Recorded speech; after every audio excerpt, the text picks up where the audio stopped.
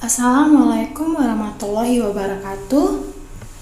Selamat pagi Ibu Hana dan teman-teman semuanya. Kami dari kelompok 4 akan mempresentasikan hasil tugas kami untuk mata kuliah pengantar pemeriksaan psikologi dan kode etik psikologi yang berjudul Interpretasi Psikologi. Dan terima kasih kepada Bu Hana yang telah memberikan kesempatan kepada kelompok kami untuk mempresentasikan hasil tugas kami. Sebelumnya, izinkan saya memperkenalkan anggota kelompok 4, dimulai dari Mutia Rashidah, kemudian ada Nadifa Jalonix, dan yang terakhir ada saya sendiri, Widisra Stuti. Dan selanjutnya kita akan membahas yang pertama yang dibahas oleh saya sendiri, yaitu pengertian interpretasi psikologis. Interpretasi sendiri memiliki arti sebagai suatu analisa individu terhadap suatu peristiwa maupun hal-hal yang terjadi secara objektif atau subjektif. Sehingga sesuai dengan pernyataan Leon H. Levy yang terdapat dalam buku yang berjudul Psychological Interpretation, bahwa interpretasi psikologis merupakan suatu kegiatan yang dilakukan apabila ada suatu keadaan yang sulit untuk dipahami secara biasa atau secara langsung. Levy sendiri berpendapat jika pemberi definisi biasanya melalui apa yang diamatinya. Karena semua peristiwa atau kejadian yang diamati di sekeliling tidak memiliki arti, maka arti yang diberikan pada suatu kejadian atau peristiwa dapat ditentukan oleh peristiwa itu sendiri, latar belakangnya maupun pengalaman sebagai interpreter. Sebagai contoh, ketika seseorang yang sedang sendirian di suatu tempat dengan pandangan kosong menangis dalam diam, saat ditanya hanya diam dan terlihat seperti hilang harapan, kita pun berpikir bahwa dia depresi. Dengan begitu, apa yang kita pikirkan bisa membuat suatu kerangka referensi, sehingga interpretasi psikologis ini dapat memberi definisi kembali pada suatu situasi melalui objek atau subjek yang belum terlihat jelas memiliki artian sebenarnya. Kemudian ada tahap interpretasi. Tahap interpretasi ini dapat dibagi menjadi dua tahap, yaitu yang pertama ada tahap semantik. Tahap semantik merupakan transformasi data, jadi peristiwa atau kejadian dinyatakan dalam bentuk kata-kata atau bahasa. Dan yang kedua ada tahap proposisional. Pada tahap ini dapat terjadi formulasi mengenai hubungan-hubungan yang dirumuskan berdasarkan suatu teori tertentu. Interpretasi psikodiagnostik.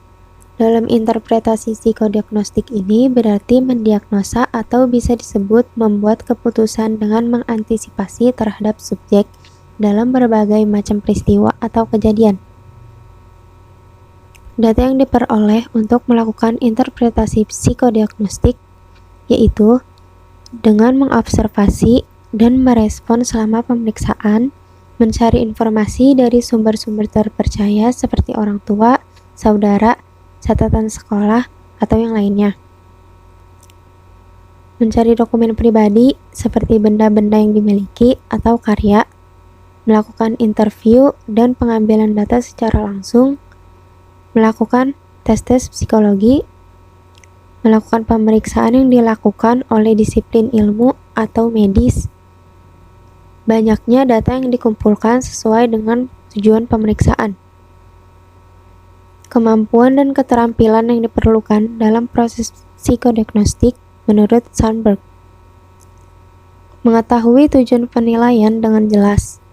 Dalam asesmen kepribadian, diawali dengan meneliti masalah dan situasi hidup subjek dengan cepat. Pemeriksaan harus peka terhadap latar belakang budaya sosial, etnis, orang lain, dan pengaruhnya terhadap pemeriksaan. Prosedur pemeriksaan yang baku. Membatasi jumlah data ketika mengumpulkan informasi baru tentang subjek yang ada relevansinya dengan tujuan pemeriksaan. Tidak melakukan spekulasi dalam menginterpretasikan dan menarik kesimpulan dari data yang diperoleh tentang subjek. Secara umum, pemeriksaan harus menguasai beberapa teori kepribadian sebagai landasan dalam menganalisis subjek yang diperiksa. Evaluasi terhadap interpretasi. Interpretasi bukanlah mencari kebenaran dari suatu peristiwa. Dalam interpretasi psikologi dapat mencari kerangka-kerangka referensi psikologi yang sesuai dengan tujuan kebutuhan dan sesuai dengan kerangka teoritis yang dibawa ke dalam suatu peristiwa atau kejadian yang diinterpretasikan.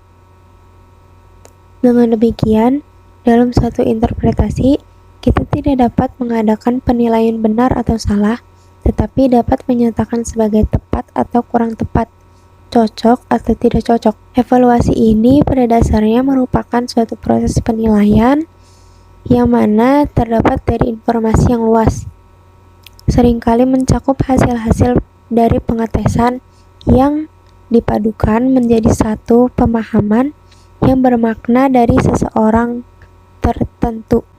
Siapa yang berhak melakukan diagnosis atau interpretasi psikologis? Orang yang berhak menginterpretasikan semua alat psikologi adalah mereka yang sudah memiliki gelar magister profesi psikologi atau psikolog, berdasarkan kompetensi dan kewenangan. Namun, bagi mereka yang belum memiliki gelar tersebut tetapi sudah memiliki gelar strata satu psikologi atau S1, hanya boleh menggunakan alat tes tertentu saja dan tidak sampai pada interpretasi alat tes. Namun, diperbolehkan bagi sarjana psikologi yang sedang mengambil program profesi untuk latihan mendiagnosis karena adanya praktikum. Pendidik atau guru dapat mendiagnosis tetapi sifatnya sementara dan jika terjadi gejala-gejala kelainan, maka harus diserahkan kepada ahlinya. Etika dalam menginterpretasikan tes.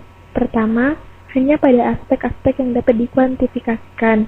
Kedua, sikap pemeriksa meliputi sikap teknis, praktis, dan pragmatis. Ketiga, pembahasan hasil bersifat rasional bukan emosional, yang artinya logis dan masuk di akal sehat. Sekian presentasi dari kelompok 4. Jika ada pertanyaan, silakan di-drop di Google Classroom dulu ya teman-teman.